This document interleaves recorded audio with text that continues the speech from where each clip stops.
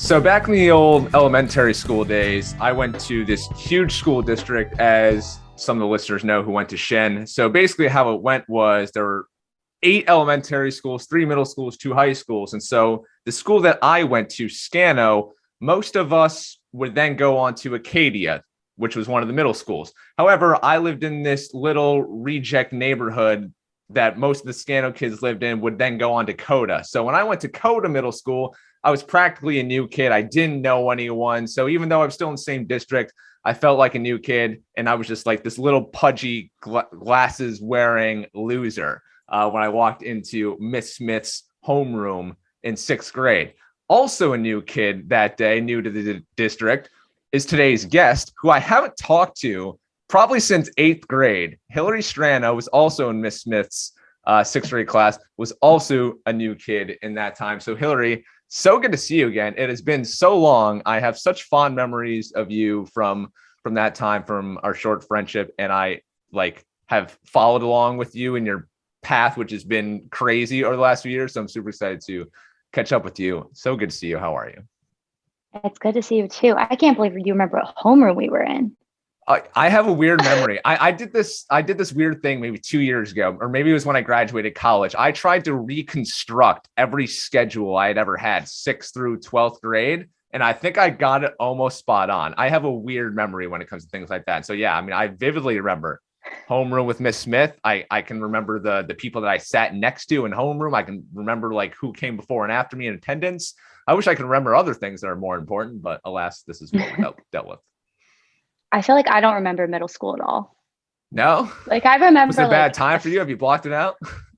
maybe I don't remember. But yeah, no, I remember my birthday party, my in 6th grade. So what, 12th birthday party? Yeah. And you came to it at Guptill's. Great time. Guptill's is a great time. I mean, that was the birthday party spot. Yeah, it was my first co-ed birthday party.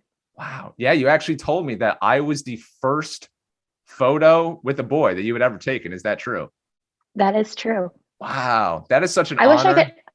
I tried to find it, but I can't. But I remember you like got me like a gift. I think American Eagle gift card, maybe. That And sounds you're right. like, See, you do remember middle school. That does sound right. I mean, what maybe. else would you get a 6th grade girl?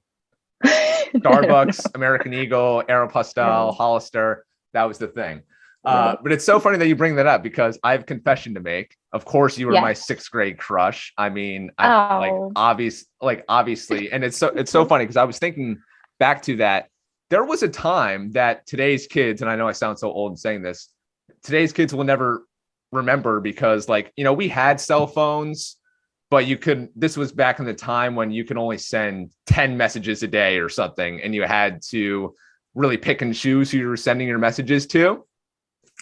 And so and MySpace was a thing when we were in middle school, but most of us weren't on it. So you really weren't keeping in touch with your classmates outside of school unless you were calling them or your neighbors and playing outside and whatnot. So when you had a crush, now you can go stalk them on social media or Snapchat or anything to remember what they look like and keep that flame going or yeah. whatever.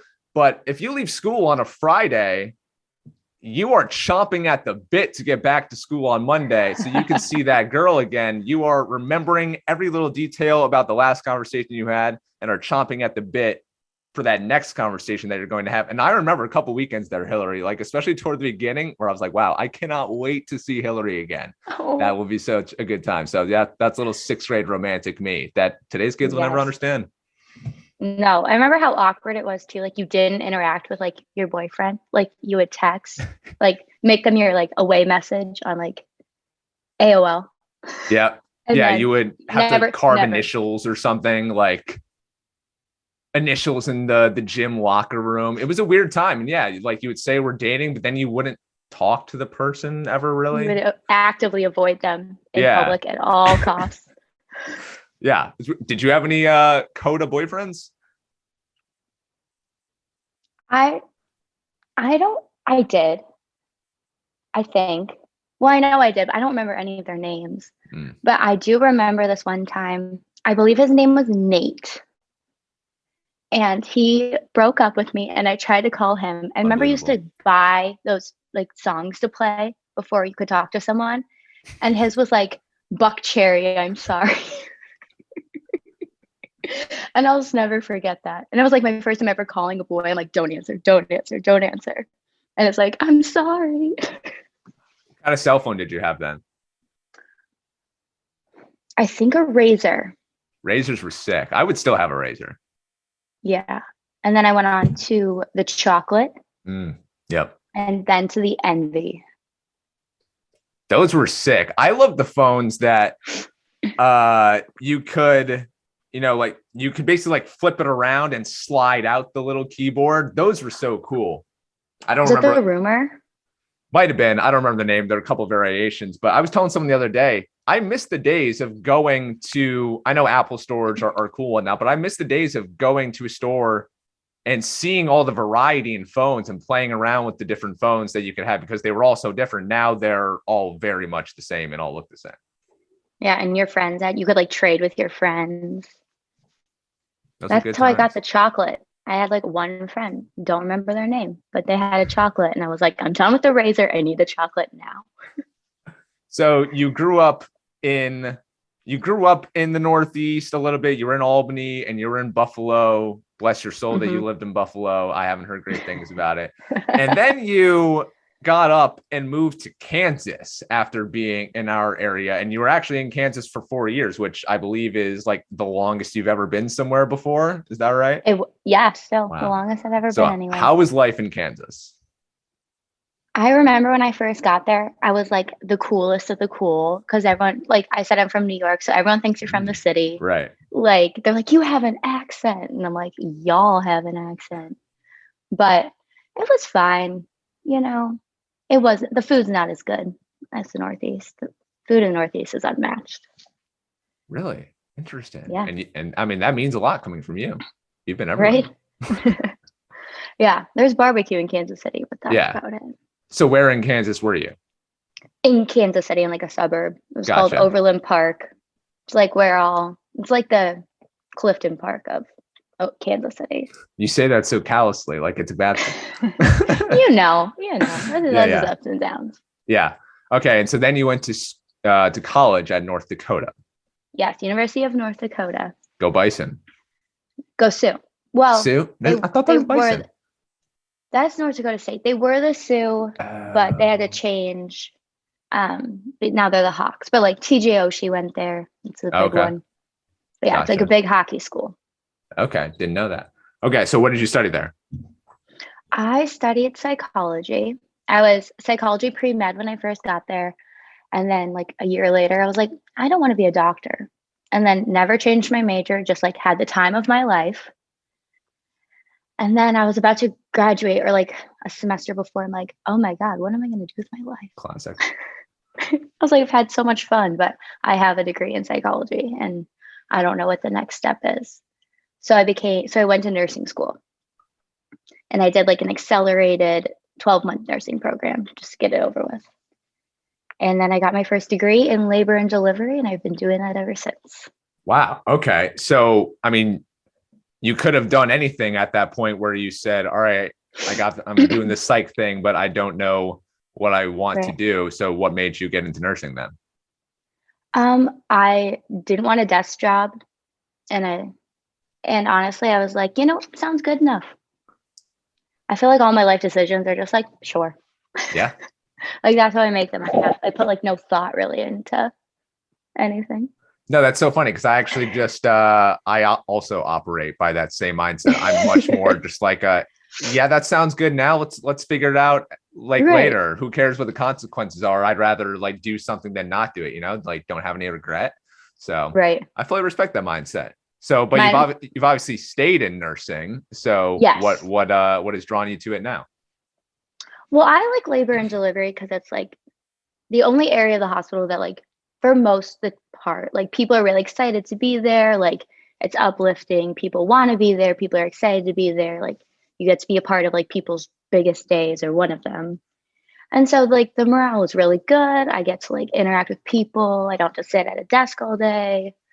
So I actually really like what I do. It can be very stressful, but it's fun most of the time. Yeah. Now I'm sure there are some rough moments with it though, because I mean the nature of it. Yeah. But I would say for how often it happens, because even when I started, I thought it would be happen more often than it does, like demises or, you know, the thing with medicine nowadays is that they can tell like along the way if like a baby's compatible with life or what's going on with ultrasound. So it's not really like a big surprise anymore. It's always sad, but it's different when people like go into it knowing that like the outcome's not the best. But I would say I've only dealt with it probably twice in my like 2.5 years of nursing. So it's not that common. Have you had to work crazy, weird hours, holidays and weekends and overnights and all that stuff? Or have you been lucky? No, I just got back to day shift. My last assignments, I've been all night shifts, so like 7 p.m. to 7 a.m. So I'm grateful to be on day shift again. I get to sleep at night like a normal person. But yeah, holidays, weekends, which, it stinks, but holidays you get paid more. So there's an incentive. Were those, because I've also worked overnights before, not fun, arguably the worst time of my life, the unhappiest I've ever been. How did it sit with you? Oh, terrible. Some people can sleep. I couldn't sleep. I would get home around 8 and I'd be up at 11, like wide awake, and I wouldn't sleep again. So I would work 3 days in a row and be like, I got, 8 to 9 hours of sleep in the past 3 days. Like, no wonder I could cry at the drop of like a hat right now. And then that affects your performance at work and your mood at work, right? Because you're just so irritable all the time. I mean, I remember when I was doing that thing, I was messing up left and right, and people were like, "Troy, get your shit together." I'm like, "Let me sleep. Like, don't keep me here so early all the time." Right, and you always take it out on like the people closest to you. You're like, I'm not trying to be like a bitch, but oh my God, you're the only person I could like take this out on, which isn't healthy either. Right. My poor mother was on the receiving end of of a lot of those messages. I would call my mom and dad. I just need to yell. Somebody yell at you. Okay. So you're a traveling nurse though. So can you break down exactly what that entails? So basically, like hospitals that need nurses, like right now, they don't have the time to like train a nurse or find nurses. They'll put out for like a travel nurse. And so I basically go in, I sign like a 13-week contract, and I'm like their employee for 13 weeks. And they schedule me. I learn their computer system, learn their way of things, and then I leave. Or I stay for a little bit longer. Yeah. Okay. So is there ever a chance when you sign on somewhere that you're actually going to stay there for 26 weeks, half a year? Well, I did. So when I went to the Jersey Shore, which I actually loved the Jersey Shore, it's like has a very big like spot in my heart. I had the time of my life there. Loved the people, loved the food. But I was there for 18 total weeks because when the 13 weeks were over, they're like, "Do you want to stay?" And I was like, "I do, but not another 13." And then so when that ended, I signed a 28-week contract in rural Nebraska. And it really was like 50 miles outside of Omaha, but it was a little teeny town. And I was there for a little over 6 months. So how much? Which I will never do again. Okay, noted. Don't go there. So how much do you have any agency in terms of where you go, or is it someone tells you where to go and you just go? Yeah, so I have always told them where I want to go, or you can follow the money because there's a lot of money in this like business. So, some people they'll take a contract, they're making $10,000 a week, but you have to go to that location. Or you can say, I want to go here. But basically everywhere needs nurses. There's a huge shortage. So you can really have a lot of like autonomy with it. And you chose to go to Nebraska. I did. We won't get into why, but but yeah, I did. Oh gosh. But so then when I was done in Nebraska, I was like, I want to pick somewhere that like I want to go. And my best friend from college had just moved here, and I was like, "Hi, like I know you're moving there with your boyfriend, but I'm following you guys." And so now here I am. In Austin, Texas, which I failed to say. In Austin, Texas. Okay, so I want to talk about life in Austin in a moment. But first, so as you just go to all these places, so I mean, I consider myself somewhat of a nomad as well. I was in I graduated from UAlbany, then I moved to Connecticut for 3 years, and then I left there, and then I moved to Boston briefly, and then to Colorado, and then bounced around the West Coast a bunch, and then I just moved to New Hampshire, and I signed a year lease here, and I'll do that. Then I don't know what I'll do after that, just Right. because not quite to the extreme of you, but I just like don't know what I want ever, and just like seeing new places and experiencing new things, because you'll, again, like young, no responsibilities of any kind or anything. Right. So I just like doing it. But I can't imagine. I mean, I can't imagine because I struggle with it myself. But in each place I go, I try to get myself established there, like with friends or in clubs. I'm going to these yoga classes and these co-ed adult volleyball leagues and stuff, just to try to meet people and become a citizen of the area and stuff, and going to the breweries and restaurants and all that stuff. But you, on an even shorter time span, like, how do you even try to set up a life there, knowing that you're just going to go? Because my thing, when I was out in Colorado, I was out there for 3 months, and I was kind of miserable a month and a half in. I loved the area, but I just had no friends. It was also in COVID, so that played a part in it. But I was like, hey, be my friend. Oh, I'm leaving in 2 months. It's hard. It like, date me. Oh, wait, I'm leaving. It's hard. It is hard. And I was really naive. Like after college, I was like, I've been the new kid so many times. Like I can make friends. I've got this. And then like you have to make adult friendships. And I'm like, this is so hard. Yeah, I was going to yoga, like just doing anything. But you really just have to like put yourself out there. I mean, I didn't do co-ed sports because people would hate me if I was on their sports team because I'm so bad. But yeah, so when I moved here, my college best friend is here, and also just some like people I knew in college, not necessarily good friends, but like I would see them out. Like I knew who they were, they knew who I was. But even last weekend, I like Instagram messaged one girl because I didn't even have her contact. I was like, hi, like, are you doing anything tonight? Like, can I tag along? Which is like so awkward to, put yourself out there. But you have to, or else you just sit around and you're like sad. Yeah, no, you feel like, it's so strange because in situations like that, you're kind of asking to be someone's friend. I mean, 2 weeks ago, I went up to my female yoga instructor after class, and basically asked her to get a cup of coffee. Like I said, like, this is platonic. I straight up said, because she had just broken up with a boyfriend or something. I said, I'm not trying to rebound here. I swear, you just seem like a good person. I'd love to get to know you more. Like, if you want to go grab a cup of coffee, let me know. And like, it was terrifying. I feel like I'm asking this girl out on a date. It's probably how she perceives it, but I'm not. I just want to meet people. And it's so hard because every time you try to make friends with someone as an adult, it's like some crazy ask, and it makes other people feel uncomfortable, I guess. I don't know. Yeah, no, I get that. And I know some travel nurses, they're like, I use these dating apps strictly to meet friends. Like if I meet a guy and he's nice enough, maybe he'll introduce me to his female friends. It's like, that's strategies in there, but yeah, no. So I haven't moved anywhere yet where I don't know a single soul.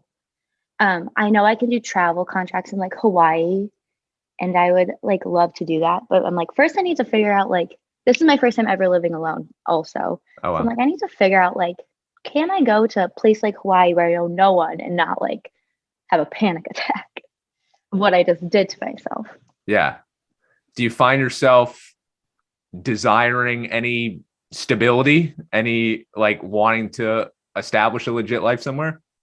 I feel like similar to you, like one day, I mean, it's going to happen. Like whether it's like you find a job you love, or like you meet someone you love, or you have kids, like eventually you have to like stay put. And so like until that happens though, I feel like there's no reason to not like leave your hometown. Because I feel like there's so much to be said for leaving your hometown. Mm-hmm. And like being so independent, being somewhere like completely different, like starting over, starting fresh. Like, so I will one day potentially stop moving so much, but not right now. I feel like we think for some reason that the number 30, by age 30, you're supposed to have your shit figured out, right? You're supposed to, be married or close to the person you're marrying, like you have kids or are planning to have kids. That's kind of the age when you really are supposed to have your shit together. Because that's kind of what we've been fed our whole lives. I'm trying like hell to just convince myself, no, dude, like you don't have to have it all figured out by 30. It can be 35, it can be 40, and that's totally fine. And that needs to be more accepted, but I can't shake that. So I'm wondering for you, do you kind of have a deadline in mind where you might be like, all right, if this doesn't happen by this time, I just like need to settle down? Yeah, kind of 30 because I'm turning 26 soon. I'm like, oh my God, I'm over halfway to 30, or I'm almost to 30. But I find that like from where I've lived, like the East Coast and the West Coast, like they push marriage and kids off so much later. Where in the Midwest, it's like, wow, we're 22. Like we need to get married. We need to have kids. Like the Midwest, I don't know if it's boredom or what it necessarily is, but they're like so much like faster on getting married. Like most of the kids I went to high school with are married already. Wow. Yeah. So yeah, I feel like 30 though for me. I'm like, wow, if I haven't like found someone by 28, like I need to go on like eHarmony or something. But yeah, no, you got to start hitting up matchmaking services, doing all that stuff. This sounds you're like, archaic. please. And then you never want to be in the situation where you're like, please, anyone. Like, does anyone want to marry me? But yeah, no, I hope I'm not like, because people in their 30s love their 30s. I don't know if they're saying that because they're in their 30s, but people say they feel so much more like settled into who they are as a person and their life. So yeah, maybe that's the time we need to find someone. Yeah, I mean, in this time, and this is a big subject on the podcast, I mean, just your 20s are just should be a time of just experimentation, of growth, of failing when the stakes are low and figuring shit out on the fly so that you can really just set yourself up for the future to be the best version that you can be. I mean, I'm nowhere near where I want to be in my life or the kind of person I am, but that's okay with me because right now is the time where like, dude, it's okay. You're still figuring it out. Right. And like, I feel like for you and me, and because we move around, like, like if you look back, you're going to regret not like having new experiences, like moving new places. But like, once you're settled, like, you're not gonna be like, wow, I moved around too much. Like, Exactly. I should have stayed in Clifton Park, New York. Exactly. Well, my mom wants me to stay in Clifton Park, New York. Right. She was sending me apartments across from Hannaford, which are nearby the house. Just go to live it by Hannaford. It'll be great. There's a movie theater. There's a movie theater. I'm like, it's all right, Mom. I'll choose Portsmouth, New Hampshire, which is where I am now. Great time. When you lived in Connecticut, did you live in New Haven? No, I lived in Bristol in central Connecticut, which is about 40 minutes from New Haven, but hung out in New Haven many times. Great spot. Did you ever get the pizza? What's the two like famous pizzas? So Sally's? Is that there's 4 pizza places in New Haven. That's the big debate. It's Sally's, Modern, Frank Pepe's, and Bar are the 4. They're all very good. I had Pepe's. Yeah. I think in January of this year. Oh, really? Were you in Connecticut? I was in Killington. Okay. Oh, in Vermont. Yeah. So when driving back from Killington to the Jersey Shore, we made like a big pit stop, like an hour out of the way. But no, that's a good pit stop. New Haven, sweet. Pizza. Yeah, for sure. Now, I'd be curious to hear your answer because you've touched pretty much every pocket of the country. There's this narrative that the Midwest people are so nice and that the East Coast people are such like standoffish assholes and that the West Coast people are so pretentious and into themselves. Are any of these things true from your experiences? In my experience, the West Coast has Peter Pan syndrome. What's that? It's like they never want to grow up. But, well, yeah. So Peter Pan syndrome's over there, like in the best ways and the worst ways, never want to grow up. But then I heard this saying, and I feel like I might butcher it, but it's so true. It's like the Midwest people are nice, but not kind. And then like the East Coast is they're not nice, but they are kind. So like Midwest people are like, and I feel like same for the South, like so nice to your face, but like so passive aggressive. Where like, East Coast is very like, you tell it how it is, like, nothing passive about it, but they're like nice people. What would you consider yourself? I don't even know. When people are like, oh, where are you from? I'm like, I don't even know where I'm from. Yeah. Like, I don't think I have, like, I guess Kansas City is where I've lived the longest, but that was only like 4 years. So I don't know. Yeah, no, that's such a tough question. When I'm meeting people here in New Hampshire, they ask me, "Oh, like where are you from?" And I'm like, "Okay, well that's complicated. I mean, I grew up in New York, but I was just in Connecticut for a couple of years. But I spent the past year on the road, like living out of airplanes and trains and stuff. So I also don't know how to answer that, but it also is a great way to open up a conversation because you are kind of like the life of the party or the small gathering or whatever, because people Yeah. want to ask you about your weird lifestyle, because there's a lot of people who fantasize about living the life that you live and that I live, where they just kind of Yeah. get up and go and just do things for fun. So many people want to do that. They fill their Pinterest boards with all these travel things that I want to do, and then Yeah. they just don't for excuses. People love to make excuses. So it is fun, kind of, people being interested in your life in that way. Right. And I always tell people, like, it's so easy to move home. Like, if I wanted to move back to Kansas City, like, I know what area I'd want to live in. Like, I know people there. Like, it's very easy to move home, but it's really hard to move away. So, like, if you even try moving away and you hate it, like, the hard part's over. Like, you can go back. So I just think everyone should just do it. Yeah. Obviously, I'm biased, but So Austin, Texas. I mean, of all the places in America right now, Austin is tops of the list in terms of the trendiest places for young people to live. Austin, Nashville, Charlotte is people are having a lot of interest in Charlotte right now. I know Minneapolis, it's very cold, but there's some people flocking up there. So, right. Austin, how are you enjoying it so far? It's so fun. Like today it was 80, and I've never lived anywhere that was like warm in the winter. But yeah, I feel like this town is just it's all 20-year-olds and 30-year-olds. Yeah. So it's like a very young town. There's so much to do.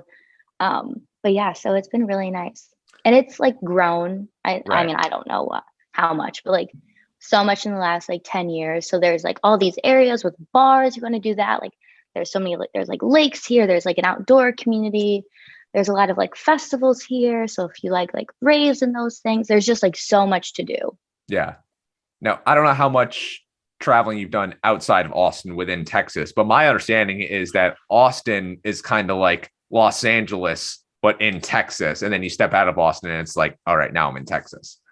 Yeah, I've heard that, and I don't know how true this is. I heard that like the rest of Texas doesn't like Austin because Yeah, I believe that. it's like where it's California's like leaving there and they're moving here. And with, obviously Texas is very Republican and then California is like very like what is it, liberal. Liberal, yeah. So it's an interesting melting pot. But I did go to Waco where Fixer Upper is from. Okay. So that's as much traveling as I've done outside of here. But yeah, I like it. It's a beautiful like place to be. Yeah. No, I've heard amazing things. And then that's where the university is, right? Where Texas is? Yes, like in the Yeah. heart of downtown. Okay, sweet. Have you checked out the campus? Um, I think I've driven past it, Okay. but not haven't gone like to it yet. But So, like that's on my list. But it's yeah. like it's a huge city Oh, actually. yeah. Now, And the speaking of, traffic's terrible. oh Like the gosh, city grew faster than like infrastructure could. So yeah. getting everywhere is kind of a nightmare. But Yeah, that was kind of the when I was in Denver earlier this year. It's kind of a similar vibe to Austin in the sense that it has grown amazingly over the last 10 to 20 years, and all of the people who were there before this growth that are still there are so mad at all the people that have moved in because they've driven up prices, because they've completely changed the place that maybe they grew up in. So that's very interesting, that dynamic. I did want to ask you about this list that you referenced. So again, I love doing things. You love doing things. Like I have a notes page in my phone. Oh my God, I have to go to that coffee shop and that brewery. And there's always so many things to do. So when you are there for a finite amount of time, how do you kind of go about trying to do everything that you want to do within that window?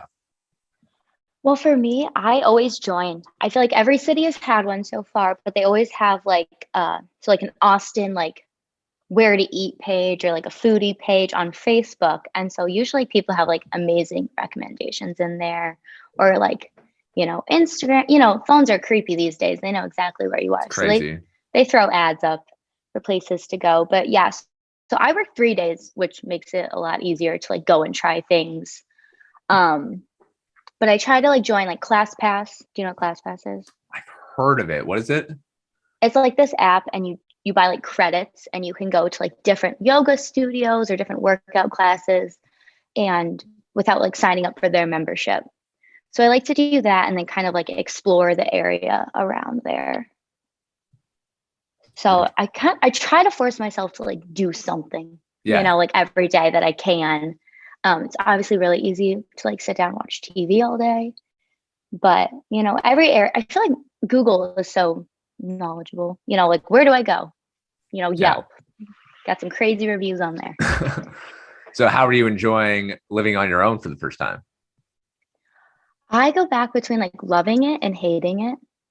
Do you live by yourself? I do. I love living by myself. See, and everyone who lives by themselves, I feel like loves it. So maybe I just have to get there because it's my first time. I'm like, where is everyone? Right. But it's so nice like having your space, and like the mess around you is like your mess. Yeah. But then you do have to put yourself like more out there. It is a lot easier when you have roommates to be like, let's go get coffee. Let's do this. You also, like we were talking about earlier, have to like kind of put yourself more out there to have like social interactions. Yeah. No, I personally love so like I'm an early riser. I hate tiptoeing around so as not to wake up other people. I just kind of like playing my music when I want, or pretty much, using not having to jockey for kitchen space and all that stuff. Like I've only lived with another person successfully once, and that was the last roommate I had in Connecticut, and it was amazing. But I don't know. It's so hard for me, for a person like me. It's so hard to live with someone else. I don't know. I know. And I think the weirdest part is groceries. Like I didn't realize how expensive they are.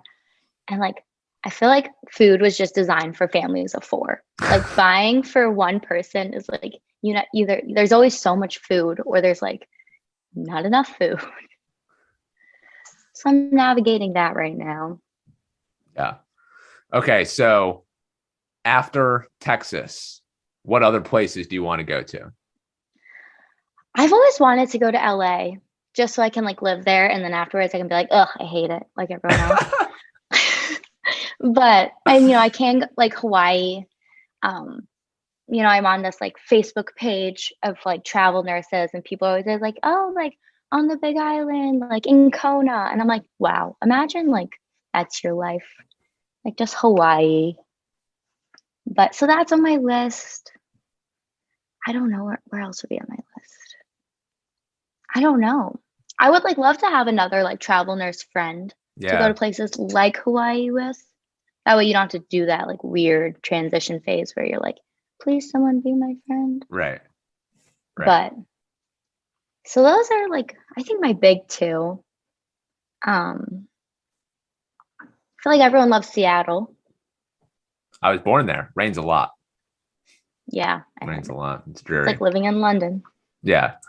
By the way, does this program run internationally too? I don't know. I know you can go to like the territories. Like someone posted about like they were in like Guam.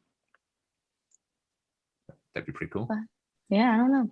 So I am a self-proclaimed minimalist, very proud of it.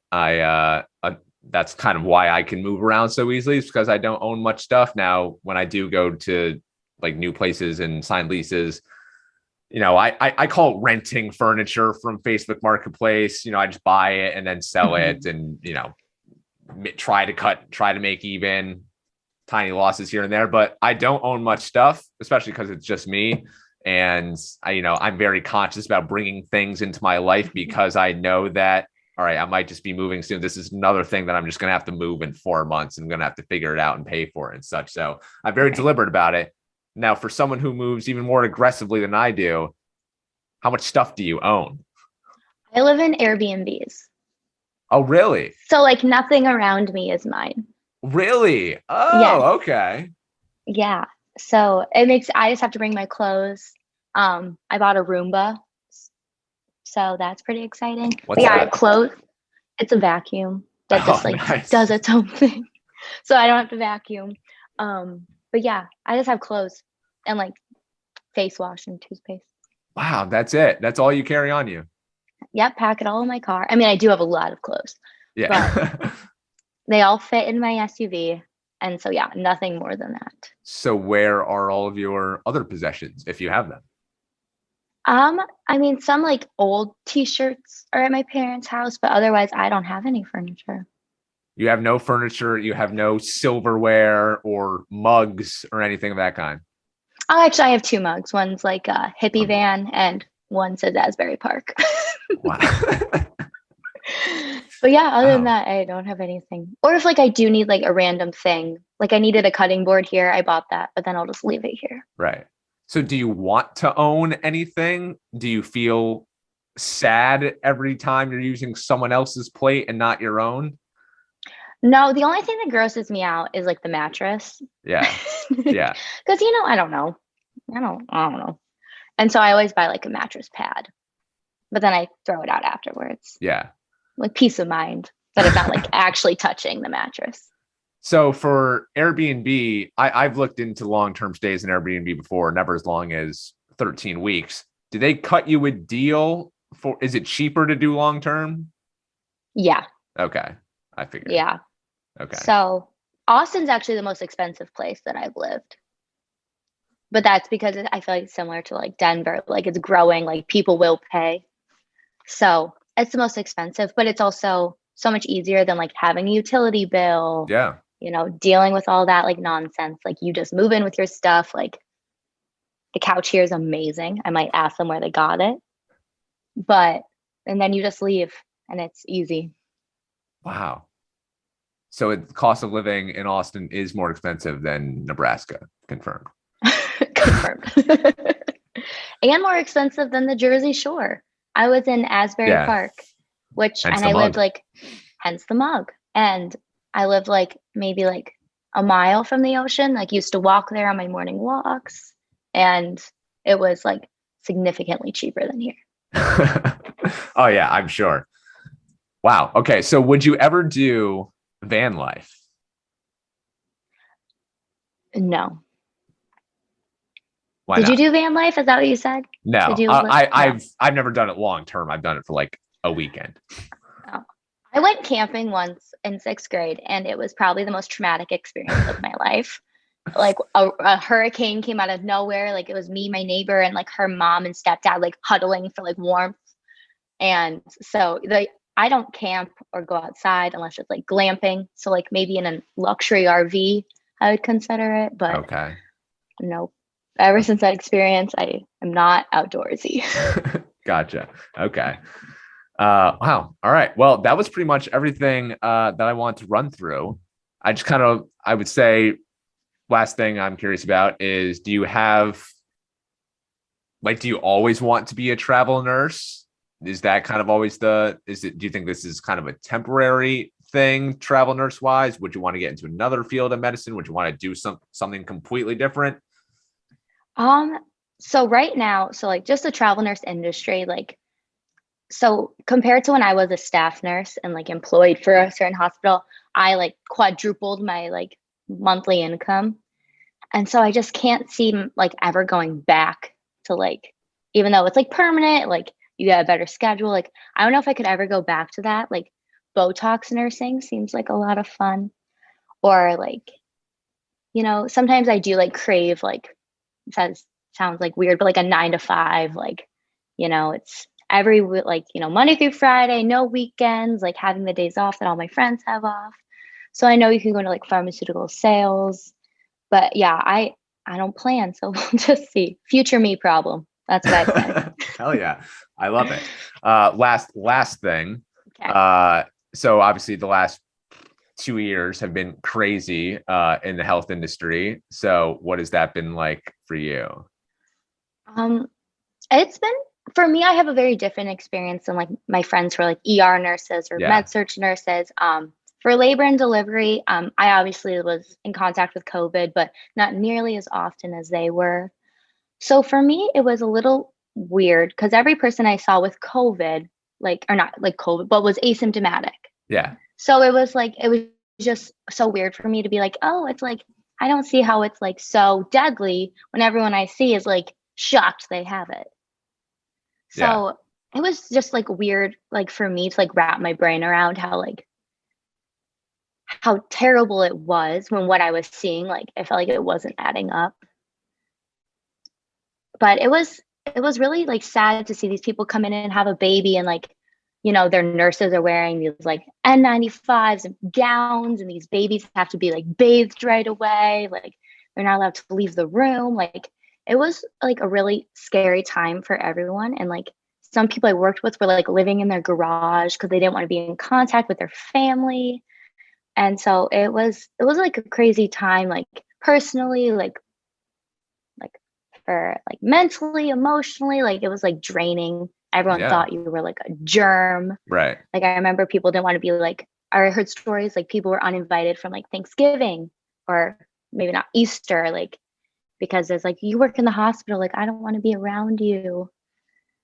But I have so much like kudos for ER and med surge and like the other nurses that were like on the front lines, like every Yeah. patient in those gowns, in those masks. Like I luckily didn't have to do that. Yeah. Makes me feel like a big loser as I've been working from home for Right. primarily the Right. last 2 years.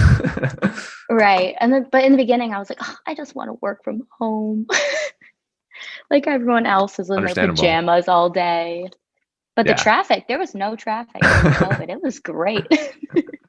I You love could leave your like 5 minutes before work and you wouldn't see another car. I love your ability to find the silver lining in tough situations. Right. Hilary, my sixth grade crush. This has been fantastic catching up with you, getting to learn about the crazy life that you've been living.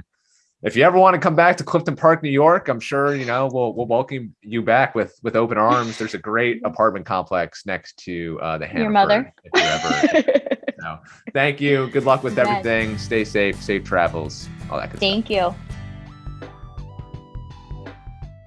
Thank you for watching today's episode of the Troy Farkas Show. If you would like more from me and my guests, head on over to thetroyfarkasshow.com for more podcasts, blogs, and videos. Be sure to drop a like on YouTube. You can subscribe to my channel. You can follow the show wherever you get your podcasts and leave us a review on Apple Podcasts. We would really appreciate it.